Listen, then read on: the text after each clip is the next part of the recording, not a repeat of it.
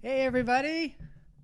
Welcome to Lunch Therapy. I'm your host, Joel Marshall.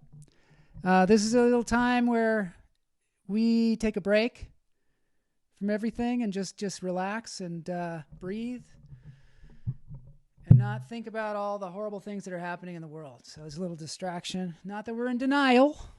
We're just taking a little break for our sanity. So thanks for joining me. I'm a comedian here in Los Angeles, and we're just going to take a breath.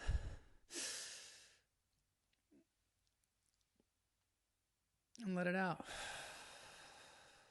I'd like you to join me on this one. Just take a breath and let it out. One more time. Taking a breath.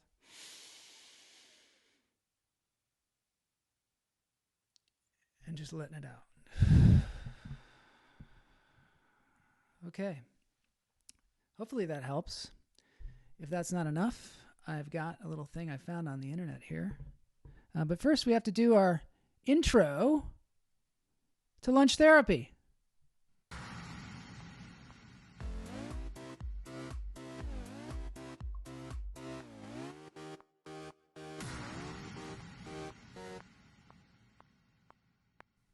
I almost forgot the intro there. Yeah, I'm retaping this because the live version was a mess. It was a total mess. Spectrum, my internet provider, is ruining my whole show, but they're working on it. They're working on fixing it, from what I understand. But I'm not going to think about that today because I'm recording this, so it doesn't matter. I'm going to upload this to you guys, straight to you.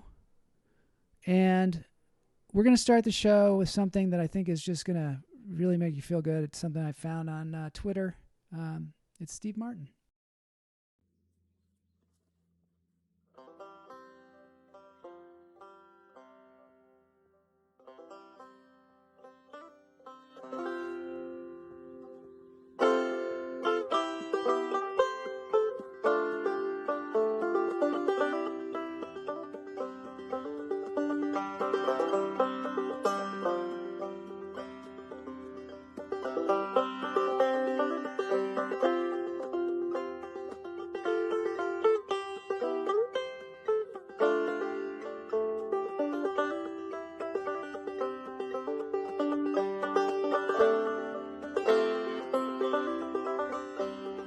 I don't know about you guys, but I love Steve Martin.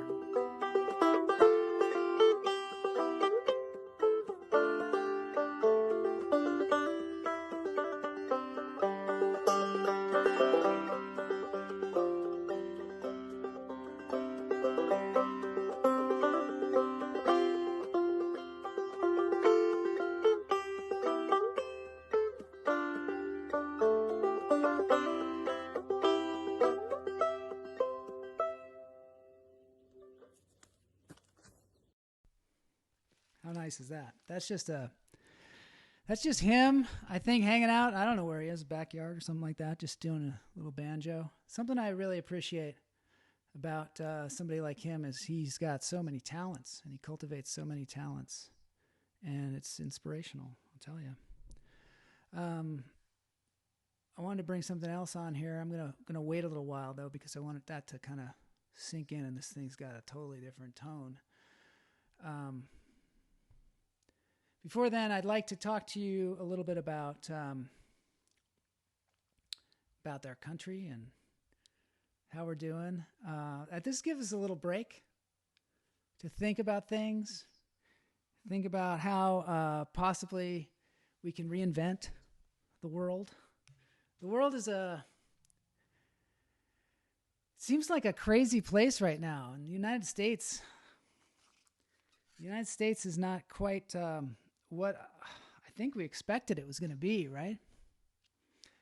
I mean, I had this thing at work before all of this started, and it seemed important at the time. Doesn't seem as important now, but maybe it is. I was all upset because at my work, they used to have triple pay on holidays, right? And, you know, it served a function having triple pay on holidays. They would pay us triple pay to work on holidays. And something about triple pay is like, oh, it's better. I mean, it's obviously better than double pay, but it seems excessive. Not that it happened that often. I mean, you could get like 1 hour of triple pay a year and it would still infuse you with this kind of value that is, I don't know if it can be really duplicated. And it just, so what happened was, we're at work, and that seems to work for our department because on holidays, you could ask for it off, you could get it off easily. People wanted to work on holidays. If your family said, why are you working on a holiday? You could just say, oh, I'm getting triple pay. And they'd be like, triple pay? Can I work there too? So it was a big deal.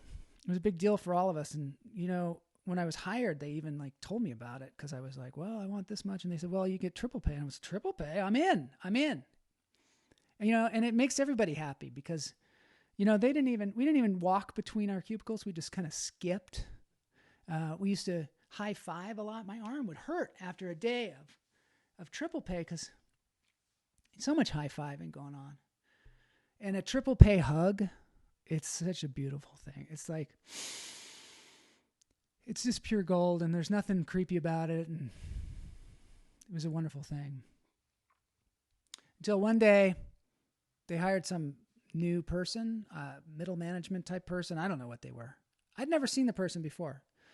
But you know how it is when they hire somebody, and they're just like, they want to impress the people, so they come in, they don't even look at what's there. They just start making unilateral changes. Well, I think this person came in, they saw us, and they were just like, these people don't deserve triple pay. And I was like in the middle of like a pirouette in the corner, a triple pay pirouette. And they called us into an office, and they said, or into like a conference room. And they said, we're gonna have to talk about that triple pay. And I was like, what? So I went in there, and I knew it was going to be a little bit disturbing. So I hung back. I sat in the back. And she made me sit up front. She was like, oh, you should sit up front. So I sat in the front, and I don't know what it is about my face. I mean, I used to have a very cheruby kind of face. But now, as I've gotten older and I have the swashbuckler look, things have gotten a little bit more rugged. I don't know. But my resting face maybe is not as friendly looking as it could be. And when somebody's sitting there telling you, you know, we're going to take away your triple pay and trying to tell you it's like some kind of good thing. She was like, yeah, we found a glitch, a computer glitch, and we found out everybody's getting triple pay on holidays, so we fixed it. Yeah, she's acting like she fixed something that like we didn't even know about. Like, wow, I found this thing and nobody even knew about it, and I fixed it. And so I was probably not happy, and probably was showing on my face, and she said, any questions? And I raised my hand, and I just said, yeah. Do you know that triple pay is the glue that holds this whole department together? She didn't understand that. And I said, are you doing this to save money? Because I don't think in the long run it's going to save money. And I guess she didn't like that, because a couple weeks later, I got called into the office to talk to one of my superiors, super superior. And they told me, yeah, we heard you were talking about triple pay and with the new person. And she said that you were angry. I was angry? They were like, yeah, you were angry. So I tried to explain it. You know, it's glue that holds the whole thing together, and they wouldn't have anything of it. So they made me apologize. So I apologized. And I said, yeah, I'm sorry that I was angry. So now I did have an anger issue, and there was no more triple pay and no more hugging and no more skipping and nothing.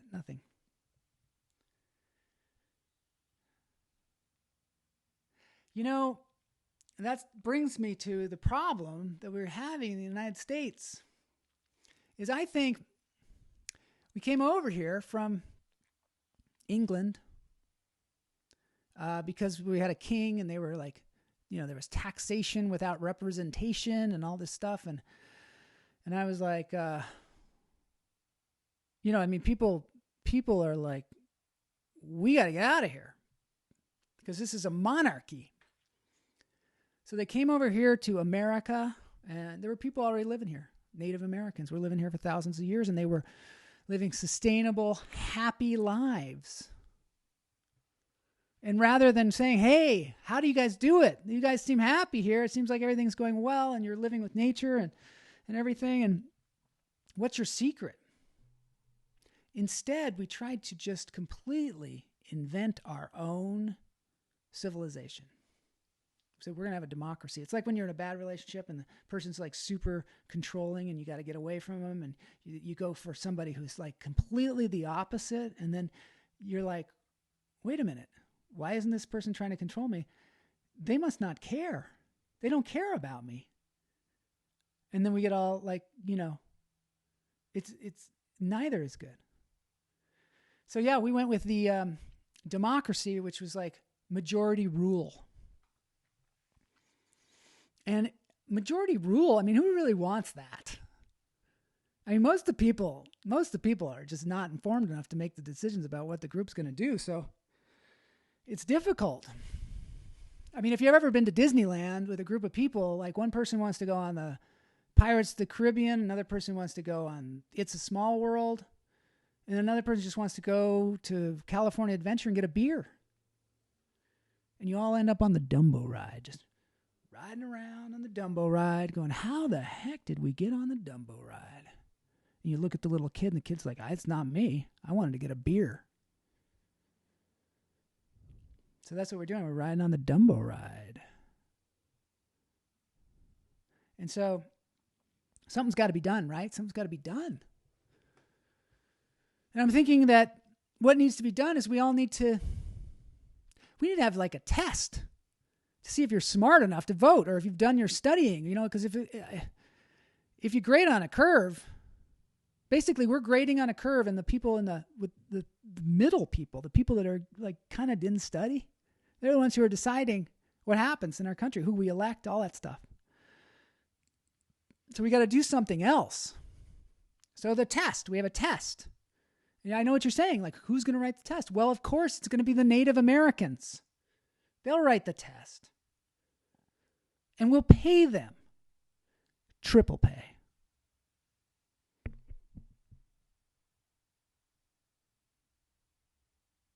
I think it's a good idea.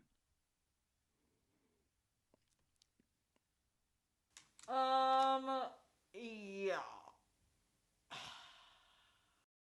Well, I don't know. I don't know what Boney thinks about it. But anyway, so a couple things going on here. One of the things that I wanted to just kind of lift your spirits with, something that I always look at, lifts my spirits, is this thing. I don't know if you watch Game of Thrones, but Game of Thrones has a great introductory song. So even if you haven't seen the show, you got to love this. And what this is.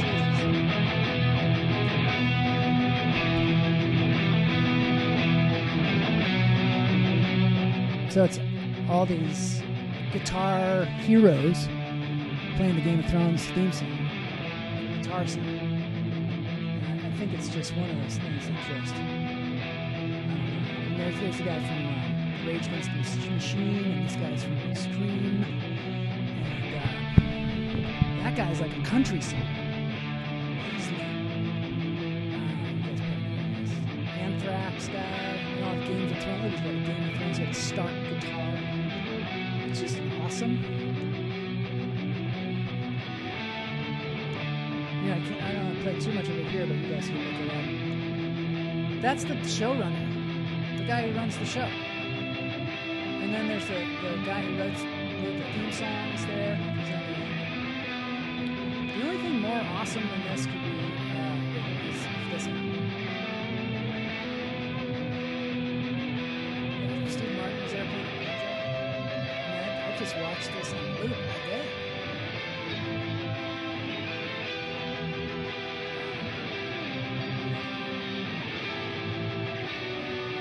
And then there's, I wonder if we could put in Bernadette and Zoom. So now they're all soloing, each one of them. This is the composer, just jamming it out.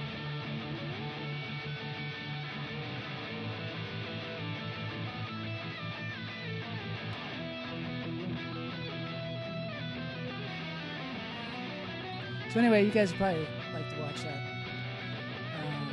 Look it up. It's good. Okay, so now there's something going on that's it's another thing about the virus, but I just can't help but call attention to it. John Prine, who's one of my favorite performers of all time, he apparently got hit by the virus, and he's from what I understand, he's in critical condition. Hopefully he's going to make it through. So I just wanted to do a tribute to him, just play one of his songs. I might have butchered it. I make a couple mistakes here and there, but I'm going to go ahead and play it here for you guys. This is me playing Angel from Montgomery by John Prine.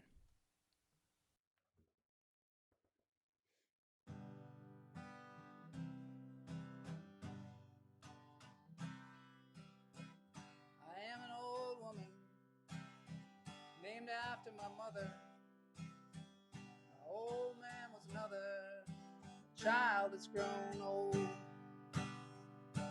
Dreams were lightning, thunder was desire. This old house would have burnt down a long time ago. Make me an angel that flies from Montgomery. Make me a poster of an old rodeo. Just give me one thing that I can hold on to. Believe in this living is just a hard way to go.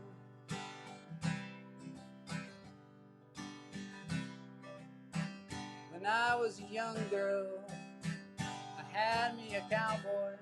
He wasn't much to look at, just a free rambling man. But that was a long time, no matter how I tried. The years seemed to float by like a broken down dam. Make me an angel that flies from Montgomery. Make me a poster of an old rodeo. Just give me one thing that I can hold on to. Believe in this living is just a hard way to go.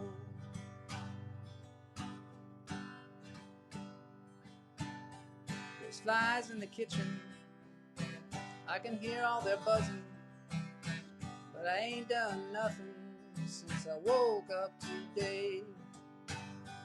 How can a person go to work in the morning, come home in the evening, have nothing to say? Make me an angel that flies from Montgomery. Make me a poster of an old rodeo. Just give me one thing that I can hold on to. Believe in this living is just a hard way to go. Believe in this living is just a hard way to go.